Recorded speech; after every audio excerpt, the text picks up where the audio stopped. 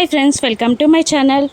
ఆరు పౌర్ణమి రోజున మను శరీరంలో ప్రవేశించి రణ్వీర్ని కలవడానికి వెళ్తుంది. ఇక రణ్వీర్ తన ఇంటికి వచ్చిన మనోహరిని చూసి షాక్ అవుతూ, ఏంటి మనోహరి, దారి తప్పి వచ్చినట్టున్నావు అని అంటుండగా, నీతో కాస్త మాట్లాడాలి అని మను శరీరంలో ఉన్న ఆరు అంటూ ఉంటుంది. ఏంటో చెప్పు అని రణ్వీర్ అంటూ ఉండగా, నీకు కావాల్సింది నేను కదా, నీ కళ్ళ ముందే నేనుండగా నన్ను తీసుకెళ్లకుండా ఇంకా ఎందుకు చూస్తున్నావు, నీకేం కావాలి అని మనులో ఉన్న ఆరు అడుగుతూ ఉండగా, ఇక రణ్వీర్ ఇలా సమాధానం చెప్తూ ఉంటాడు.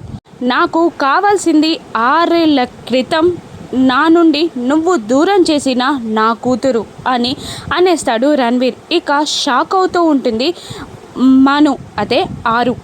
కూతురా అని ఆరు ఆశ్చర్యంగా అడుగుతుండగా, గుర్తులేదా, నీకెందుకు గుర్తుంటుంది అని అంటూ దుర్గా రణ్వీర్ ఇద్దరు కలిసున్న ఫోటోని తీసుకొచ్చి మనుకి చూపిస్తూ, చూడు చూడు ఈ ఫోటో చూడు, నువ్వు నా నుండి దూరం చేసిన నా దుర్గా, నా కూతురు ఇప్పుడైనా నీకు గుర్తొస్తుందేమో చూడు అని రణ్వీర్ ఆ ఫోటోని చూపిస్తూ ఉండగా, మనులో ఉన్న ఆరు ఆ ఫోటోని తీసుకొని చూసి షాక్ అవుతూ ఉంటుంది. ఎందుకంటే అనాథాశ్రమం నుండి తీసుకొచ్చిన అంజుయే ఆ ఫోటోలో ఉన్న దుర్గా.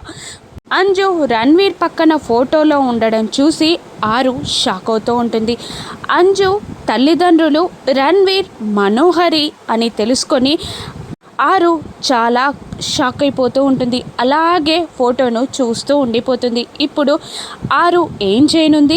అంజు తల్లిదండ్రులు మను రణ్వీర్ అని అమర్కి తెలిసేలా చేస్తుందా? మనులో ఉన్న ఆరు ఆత్మని గోరా బంధిస్తాడా? రాను ఎపిసోడ్స్లో చూద్దాం. Thank you for watching.